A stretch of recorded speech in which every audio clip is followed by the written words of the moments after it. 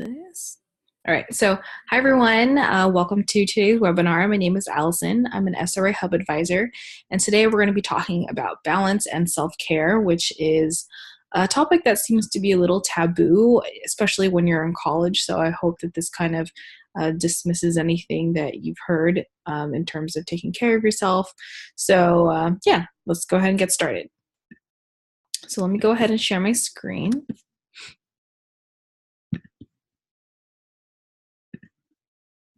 All right. Okay, so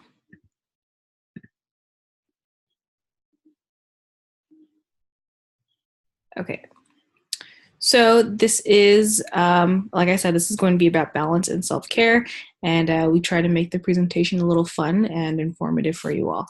Okay, so we have all these gifts. Treat yourself. If anyone here is familiar with this TV show, then props to you. Okay, so these are the common misconceptions about self-care. So the first one is that you are being selfish, which self-care can go a little far sometimes, which we'll get into that. But for the most part, if you're trying to take care of yourself and making yourself as productive as possible by doing so, then it really isn't a selfish thing, because in the end, you're trying to help yourself in the long run. It's expensive, which self-care doesn't have to be expensive. Of course, there are expensive options like going to a spa or, traveling somewhere, but it definitely doesn't have to be expensive. Number 3 is that people don't need self-care, or they think that they don't need self-care, which is might not be true for some people, but for the most part, a lot of people need to take time out of their schedules to really, just take some time to take care of themselves. And then lastly is that people think that they don't have time for it, which is absolutely not true.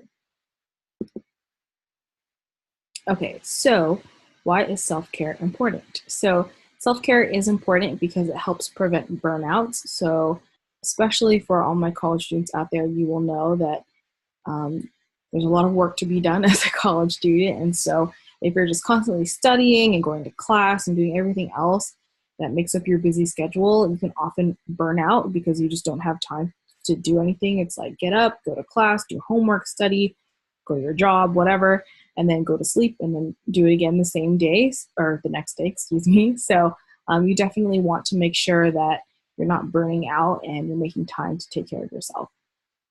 Okay, so number 2 is it allows you to refocus. So like I said previously, if you take some time to take care of yourself, you'll usually benefit from that because it'll help you be more productive in the long run.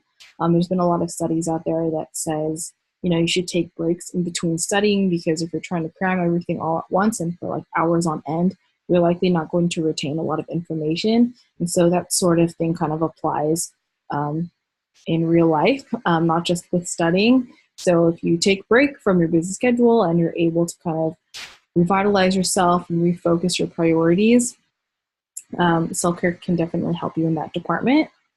Number 3 is that it can reduce stress, which is a huge one. So obviously if you're stressed, and I know a lot of people get stressed from being stressed, if that makes sense. So if you're actively trying to make sure that, you're prioritizing things correctly and you're being organized and stuff, then you'll definitely reduce your stress. And the last thing is that it gives you happiness, which is probably the most important part. There's a little gift of Beyonce for you all. Okay, so to dispel the rumor that self-care isn't selfish, we're going to go through these bullet points. So self-care is something that you really need to be healthy. So like we talked about in the previous slide, it can help you be a lot happier. It helps reduce your stress. It helps you not burn out. And so when you really try to implement practices into your life, even on, it might not be a daily basis, but if you try to do it like weekly or monthly, it'll ultimately lead to you having a much healthier life and having a better work-life balance. Number 2 is self-care allows you to be successful and productive. And this is a really, really big one, because I think a lot of people think that, you just have to work all the time and, be on the grind 24/7 in order to be successful and productive. And for some people that might work, but for most people, I would say it doesn't. You definitely need to take a step back sometimes and um, reflect and kind of understand what steps you need to take in order to be successful and productive. And often self-care plays a part in that. And then number three is self-care keeps you positive. So like I said, if you have a super busy schedule and you're super, super stressed out all the time, taking a break from that can definitely make you a lot more positive person. All right, so the next one is that self-care looks different for everyone. So yeah, self-care doesn't have to have one size fits all type of approach. So like I said, it doesn't have to be expensive, but the common perception of self-care is that it is materialistic, which is really sad because there's lots of ways to, even if something that you like to do is materialistic, there's lots of ways to cut down on those types of costs. So self-care can simply be doing things that make you feel good. So, you know, it's exercising. Maybe you have been studying for a midterm for a really long time and you need to like go out for a run, or you want to take like a PE class or a class at your gym or something. That's a good way to implement self-care into your life. You can go read, do some recreational reading, not just reading for school. Of course, watching Netflix, you can binge watch one of your favorite shows if you have some downtime.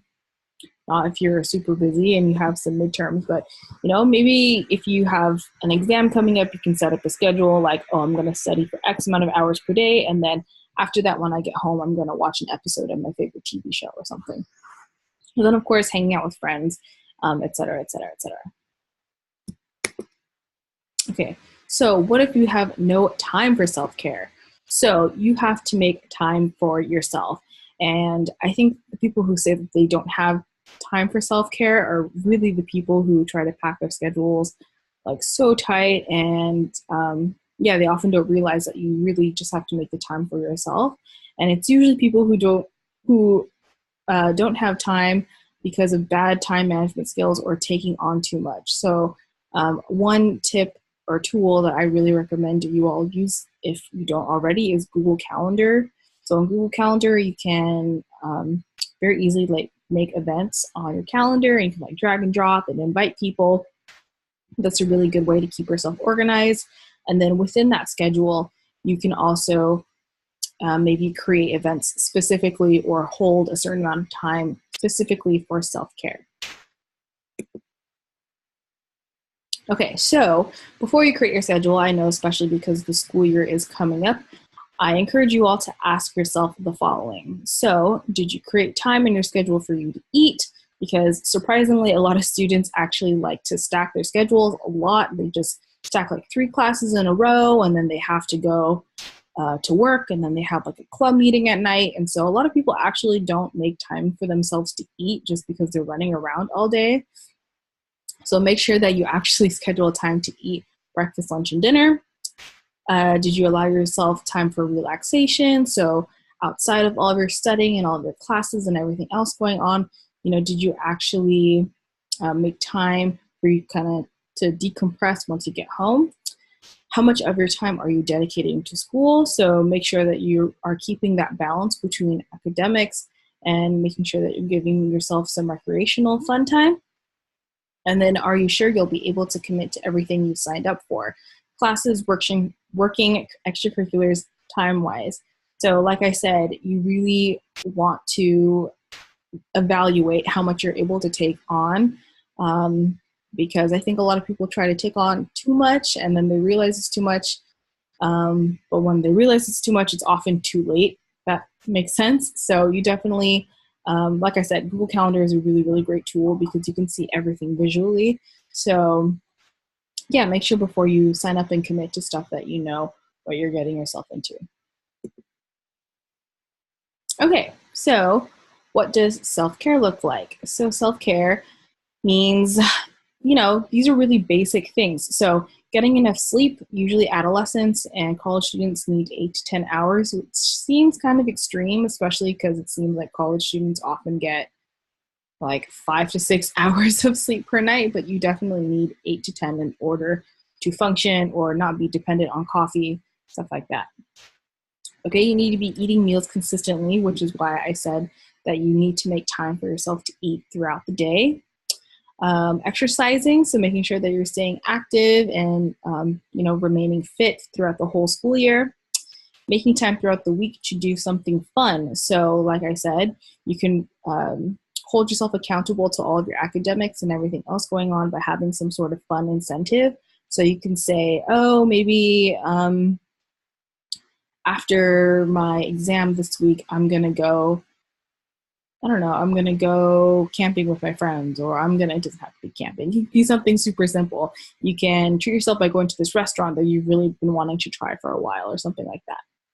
Okay, and then lastly is take yourself on a date. So dates don't have to involve two people, they can involve yourself.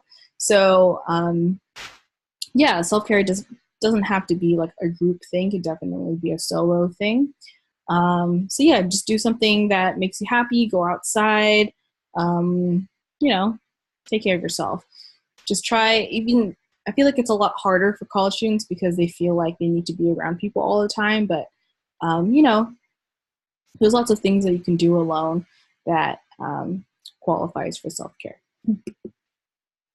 Okay, so these are some easy ways to implement self-care into your life, especially because if you're a college student, even as a high school student, students are very, very, very busy people. So one thing is that you need to keep yourself hydrated, which this is such a simple thing, but if you do not have a reusable water bottle by now, I highly suggest that you get one. Especially if you're going to be starting college or a college student, because you're just walking around literally all day, going to classes, going everywhere, usually via walking. And so it's really important to keep yourself hydrated.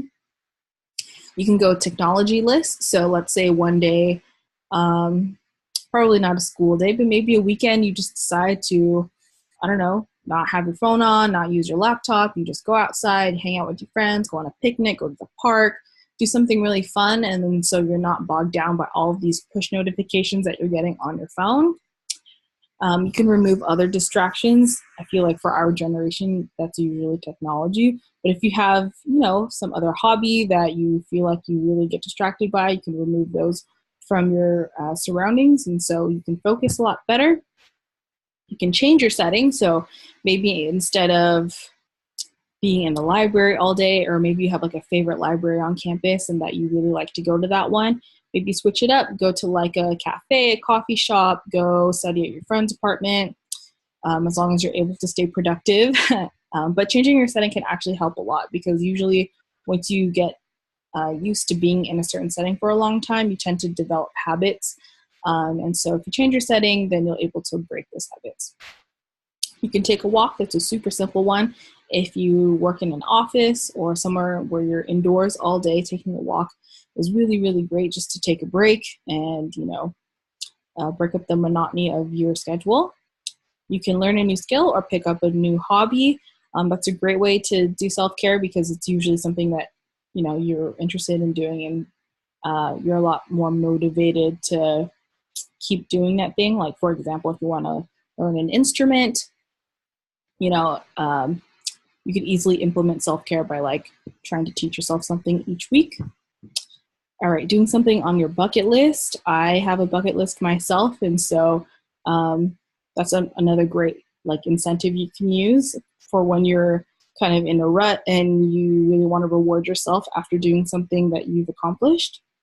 And then lastly is declutter your space. So there's been a lot of research that shows that if you are trying to be productive in a room that's very cluttered, that usually equates to you having a very cluttered mind or cluttered mindset. So you'd be very surprised to see what type of effect having a clean surrounding area has on your mood and how productive you are.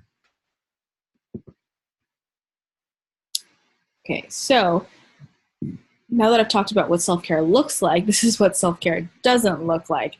So I know in one of the poll questions I asked, does self-care have any adverse effects? And so if you do any of these things, it can, but this is what self-care isn't supposed to look like. So the number one thing is naps being the only form of sleep. So I'm sure a lot of you college students know, or if you're not in college, You've probably heard of the all-nighter, which is when students stay up all night trying to complete like an essay or a project or something that's due the next day. They don't get any sleep, and so once they turn it in, they decide to sleep during the day, and that's really, really unhealthy. So you definitely want to make sure that you're getting those 8 to 10 hours per day. Number 2 is sleeping 4 hours during the week, but 10 hours to make up for it during the weekend. So this is actually something that happens very, very often, especially if you have like very early morning classes. You feel like you can sleep in on the weekend. And while you can do that, and it seems like people seem to feel a lot better after that. I actually took a cycle sleep class when I was in college. And surprisingly, there's no way to kind of recover from the lost sleep. So you definitely want to be having a consistent amount of sleep every single day. Okay, number 3 is constantly treating yourself when you don't deserve it. So I'm sure we are all guilty of this, but if you are constantly treating yourself, if maybe you got a bad grade on your midterm or something, or I don't know, maybe you forgot to do a homework assignment, that's definitely not self-care. Self-care is when you reward yourself for doing something that you're proud of. So treat yourself when you feel like you deserve it, but definitely don't go overboard. Okay, number 4 is having one large meal a day. So I know a lot of students are very guilty of this, especially if they have packed schedules.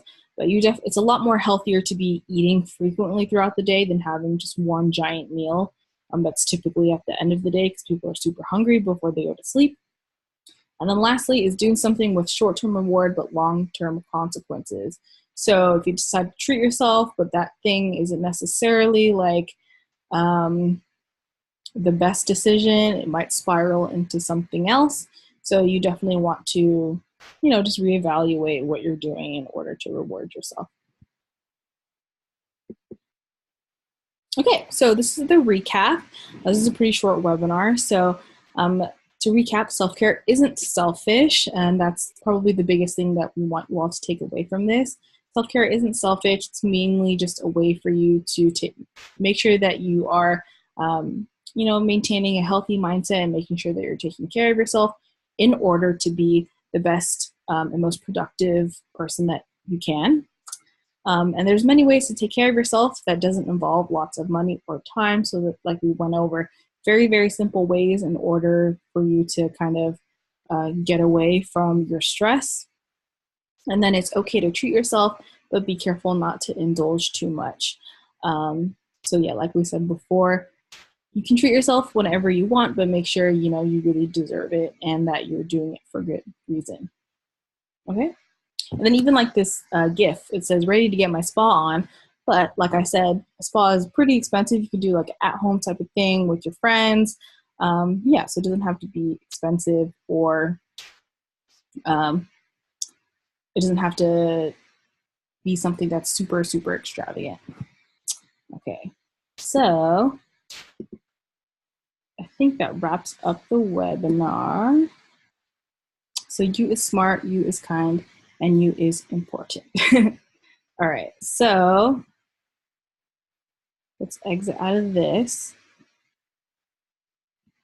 And then before you all leave, make sure that you take the post poll, which I will post right now. So 7 questions, just want to see what you are learning. And then if any of you have questions, feel free to chat them. I would be happy to answer them.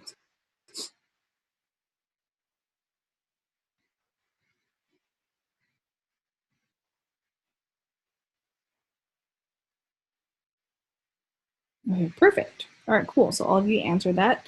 So if there's no question, I think that's going to end it. So thank you all for joining me. Really appreciate it. And yeah, I hope you have a great rest of your night. Bye, guys. See you on the hub.